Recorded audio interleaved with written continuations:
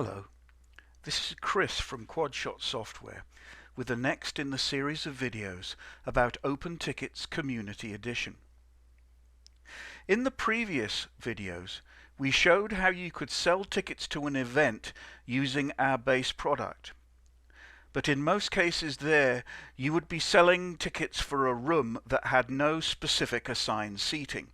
You might have a capacity of 200 for the room, but each ticket would be essentially the same. Our GAMP extension allowed you to set different pricing for different dates, but you nonetheless just had a single space that you could sell tickets for. With our new seating plugin, you have the ability to define seats and also price those seats as you want. So it gives you a powerful tool to be able to allow you to sell seats for any event that you want to create. You'll notice in the left-hand column that there is a new entry for seating charts now that that plugin has been added. Let's go there first of all. And the first thing we're going to do is to add a new seating chart. We need to give our seating chart a name, and I'm going to call it here simply Seating 1.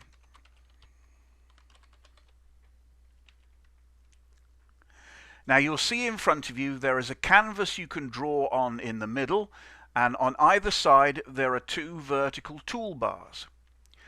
In this video I'm going to explain exactly what the tools do. I'm going to take advantage of one here straight away. The top tool on the right hand side is the distraction-free mode that WordPress introduced with a fairly recent release that allows you to get rid of all of the WordPress links and other stuff so that you can concentrate on the part that you're editing. So I'm going to click that now. Now in our left-hand series of icons, the top icon is the pointer tool. You'll see if you hover the mouse pointer over it, a pop-up tip appears saying exactly what it's for. This allows you to select individual seats, move them around, or assign the parameters to them that the plugin needs. Immediately below this tool is an undo and redo tool that you would be familiar with from other graphical environments. Under this is a mass selection or marquee tool. If you've used software like Photoshop, you'll be familiar with the concept. What this allows you to do, and we'll demonstrate this in some of the next videos, is to draw an area around a group of seats such that they essentially became one for the purposes of moving them and for the purposes of assigning parameters to them. Immediately underneath this tool is our color tool. This controls what color the seat that we draw will be. If we click on this, you'll see a familiar color grid. If we go to the circle and drag it around, we can see the color that we want. Let's perhaps make this blue. And here in this right-hand slider, the intensity can be also controlled. So with these two controls, we control the setting of the color of any new seat that you create within the plugin. If I click off that, the next icon is quite important. It allows you to import an image. In most cases, we figure that you will already have drawn a seating chart in a tool such as Photoshop or any other drawing tool. You will have the seats laid out, numbered and sections marked. And what our tool allows you to do, what the seating plugin allows you to do, is to create seats that overlay that image.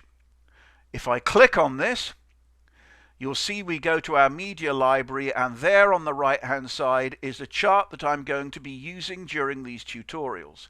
If I select it and then click select, it brings it into my work area, and this is the chart that we're going to use. It's one where there's a stage that has seating on three sides.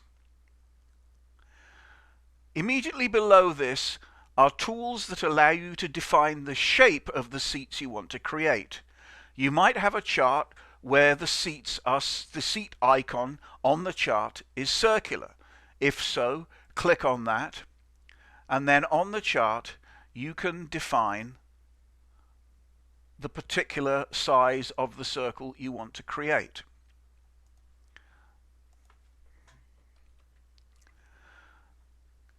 In our case, we're going to be using square because the grid that we have here, the chart, has already been defined and created with square areas for the seat. So we'll be using the square. If you had rectangles, you could use the rectangle tool, and clicking on this simply allows you to define a rectangle of any shape and size to be the seat that you want to create.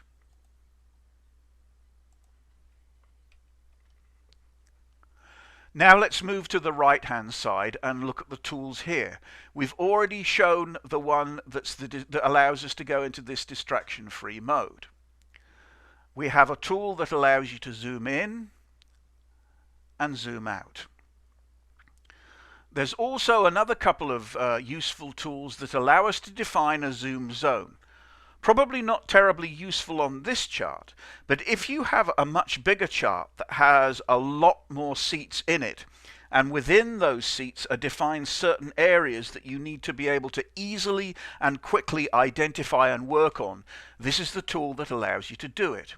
If you click on the Zoom Zone tool, let's suppose we were working on the seats in the east section, we can define this area here of hatching that is easily and instantly visible. The tool above it allows us to turn this on and off, to toggle it off. Let's suppose we'd been working in this area of the chart and we now wanted to work on the area that we'd created that zone for. All we would need to do is simply toggle that and we can instantly see the area that we'd like to zoom. If we zoom it in,